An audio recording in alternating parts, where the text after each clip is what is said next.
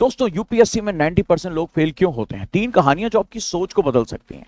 हर साल लाखों छात्र यूपीएससी की परीक्षा देते हैं, लेकिन उनमें से केवल 90% पहले चरण में बाहर हो जाते हैं।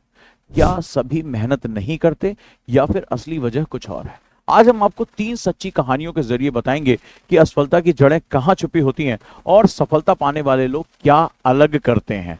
तो पहली कहानी, फोकस वाला खेल। राहुल और करण। राहुल और करण दोनों ही एक कॉलेज से यूपीएससी की तैयारी कर रहे थे।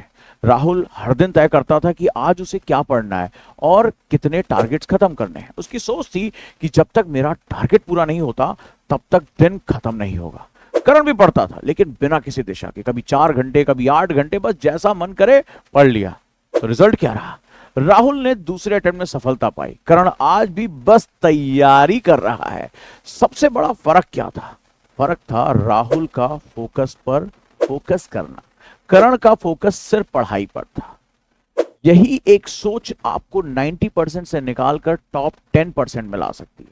यानी आप प्रोडक्टिविटी पर कैसे फोकस करते हैं, यह बहुत जरूरी चीज है। अब मैं दूसरी कहानी बताता हूं, सिलेबस का जादू। स्नेहा की स्ट्रैटेजी क्या थी? स्नेहा ने पहले अटेम्प्ट में काफी मेहनत की थी, कई किताबें पढ़ी, कोचिंग भी किया, लेकिन रिजल्ट नहीं आया। दूसरे प्रयास से पहले उसने सिर्फ एक चीज बदल दी। उसने सिलेबस का एक प्रिंट आउट अपनी दीवार पर चिपका दिया। अब वो हर दिन जो भी पढ़ती, एक बार सिलेबस से जरूर मिलाती थी और वो सोचने लगी, क्या ये टॉपिक पेपर में पूछा जा सकता है? क्या इसके पिछले साल के प्रश्न बहुत इंपॉर्टेंट है? इस पर किस तरह के क्वेश्चन आए? धीरे धीरे उसकी पढ़ाई डायरेक्शनलेस से निकलकर टारगेटेड हो गई और दूसरे प्रयास में उसका सिलेक्शन हो गया। सबक क्या है यहां पर? जिसने सिलेबस को समझ लिया उसने यूपीएससी की भाषा समझ ली। और मैं हमेशा कहता हूं कि सिलेबस अगर आपकी कमांड नहीं है तो 50% युद्ध आप पहले ही हार चुके हैं। और अभी भी अगर आपको सिलेबस समझना है तो ओजांक ऐप डाउनलोड कर लीजिए, क्योंकि इंडिया का सबसे लार्जेस्ट फ्री सिलेबस एनालिसिस का बैच मैं आपके लिए लेकर आ रहा हूं, आपका गाइड ओजांक। अब तीसरी कहानी पर आते हैं और वो है टेस्ट का डर। अजय की जंग कैसी रही? अजय पढ़ाई में बहुत शानदार था, बढ़िया था, लेकिन जैसे ही टेस्ट की बारी आती वो टाल देता। उसका डायलॉग था, अभी पूरा पढ़ा नहीं है, टेस्ट बाद में दे देंगे। समय बीता, सिलेबस अधूरा रहा और पहले अटेम्प्ट में वो बाहर हो गया। सबक लिया। इसके बाद उसने खुद से वादा किया, अब पढ़ाई और टेस्ट साथ साथ चलेंगे। उसने हर दिन खुद से सवाल पूछे, मैं क्या पढ़ रहा हूं, इसका ओरिएंटेशन क्या है। हफ्ते में एक फुल टेस्ट दिया और खुद का एनालिसिस करना शुरू किया। थर्ड अटेम्प्ट में उसकी मेहनत रंग लाई और आज वो एक अफसर है। तो कहानियों से क्या सीखा हमने? कि पढ़ाई और प्रदर्शन के बीच गैप जितना छोटा रखोगे, यानी जो आप पढ़ रहे हो और जो आप एग्जीक्यूट कर रहे हो, उनके बीच में गैप कम से कम होना चाहिए, सफलता उतनी पास आती जाएगी।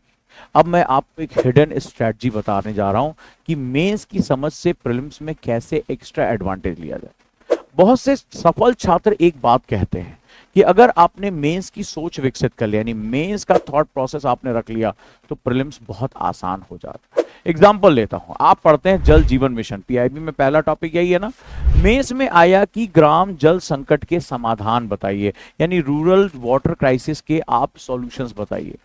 वही टॉपिक प्रीलिम्स में फैक्चुअल सवाल बन जाता है, जल जीवन मिशन के बारे में बताइए।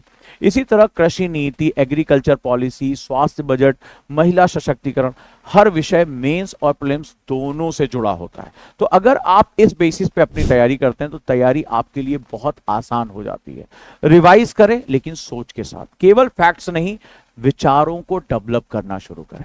अब मैं आपसे बताता हूं कि यूपीएससी में 3 तरह के छात्र होते हैं। कमेंट में आप बताइए कि आप इनमें से कौन से तरह के हैं जो यूपीएससी की तैयारी करते हैं। पहला, जो सोचते हैं पता नहीं चयन होगा या नहीं।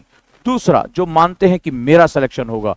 तीसरा, वो जो कहते हैं सिर्फ चयन नहीं, मुझे तो रैंक चाहिए। तो पहली जो श्रेणी वाले यानी फर्स्ट नंबर वाले हैं वो शुरू से ही हार चुके होते हैं। दूसरी श्रेणी वाले प्रयास करते रहते हैं, लेकिन जो थर्ड कैटेगरी के लोग हैं वो रणनीति, आत्मविश्वास और जिम्मेदारी के साथ चलते हैं। और मैं यही कहूंगा दोस्तों, वही विजेता बनते हैं। तो आपकी कैटेगरी कौन सी है, कमेंट में मुझे जरूर बताइएगा। अब मैं आपसे लास्ट में एक बात कहूंगा कि यूपीएससी एक मन का खेल है, ब्रेन का नहीं। यूपीएससी की तैयारी सिर्फ किताबों से नहीं होती, एक सोच, अनुशासन और सबसे बड़ी बात है कि लक्ष्य पर डटे रहने का खेल है। अगर आप दिन को जीतना जानते हैं, अगर आप डर से नहीं टेस्ट से लड़ते हैं, अगर आप सिर्फ पढ़ते नहीं सोचते भी हैं, तो आप उस 10% का हिस्सा बन सकते हैं जो हर साल इतिहास लिखते हैं, जो लोगों की प्रेरणा बनते हैं। अब आप क्या बदलने जा रहे हैं, ये आपके ऊपर डिपेंड है। तो सवाल यह है कि आप अपनी तैयारी में सबसे पहले क्या बदलेंगे। क्या आप डेली टारगेट बनाकर चलेंगे, क्या आप सिलेबस को गाइड बनाकर पढ़ेंगे, या फिर टेस्ट से डरना छोड़ देंगे। नीचे कमेंट में जरूर लिखिए कि अब मैं सही दिशा में हूं। तो शुरू करिए अपनी नई तैयारी और नए नजरिए के साथ मेरे साथ अपनी पढ़ाई को। सुपर 50 बैच नोएडा में शुरू होने जा रहा है, केवल 50 बच्चों के लिए जो 2026 या 2027 देना चाहते हैं। अगर इसके बारे में और जानकारी प्राप्त करनी है, ऑनलाइन बैचेस के बारे में जानकारी प्राप्त करनी है और स्टेप बाय स्टेप तैयारी करनी है, तो दोस्तों अब देर किस बात की है। आप मेरे साथ जुड़ सकते हैं उजांक आईएएस के ऑनलाइन और कक्षा कार्यक्रम में। दिए गए नंबर पर कॉल करिए। अगर आप मुझसे अपनी काउंसलिंग सेट करना चाहते हैं तो भी आप मुझसे बात कर सकते हैं। तो दोस्तों, सही मार्गदर्शन, सही कदम आपको मंजिल की तरफ लेकर जाएगा। वीडियो अच्छी लगी तो चैनल को सब्सक्राइब करें, वीडियो को लाइक करें और मुझे बताएं कि अगली वीडियो किस टॉपिक पर होनी चाहिए। तब तक के लिए नमस्कार, ध्यान रखें।